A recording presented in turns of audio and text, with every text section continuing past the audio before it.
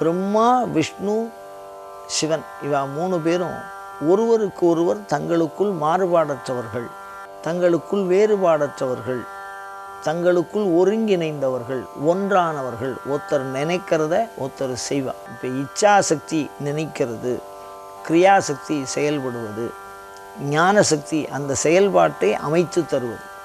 அந்த மாதிரி ஒரே ஒரு வில்வ பத்திரம் இருக்கோ இல்லையோ, அந்த வில்வ பத்திரத்தில் பார்த்திங்கன்னா ஒவ்வொரு வில்வ பத்திரத்துலேயும் 3 இருக்கும் இலை.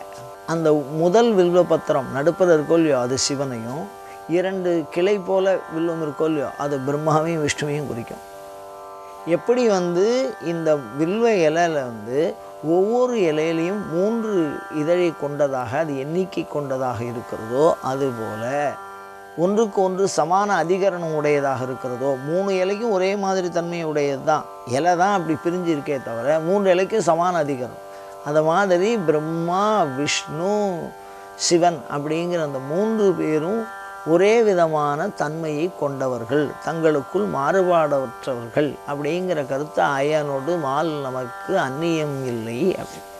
இதையே தான் சிவன் கோயில்களில் நம்ம ஒரு சிவனை பார்க்குறோம், மூலஸ்தானத்தில் இருக்கக்கூடிய சிவபெருமானை பார்க்குறோம்.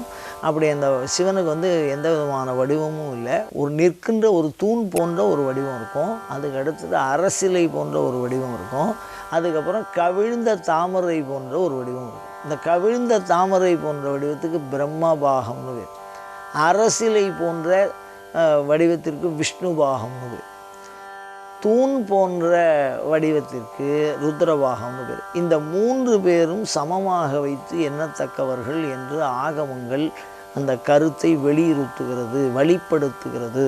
அப்போ இந்த 3 பேரும் சமம்.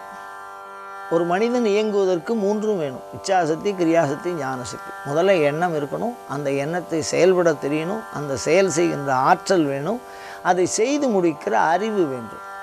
இந்த 3ம் ஒன்றாக இணைந்தால் இறை அருள் அனுபவம் நமக்கு ஏற்படும். அதனால் 3 தேவத்தையும் ஒன்றா இணைச்சி கும்பிடுற அந்த சிவபெருமானுடைய சிவலிங்க திருமேனியினுடைய வழிபாடு இருக்கே, அந்த வழிபாடானது பிரம்மாவையும் விஷ்ணுவையும் ருத்ரனையும் இணைத்த ஒரு வழிபாடு.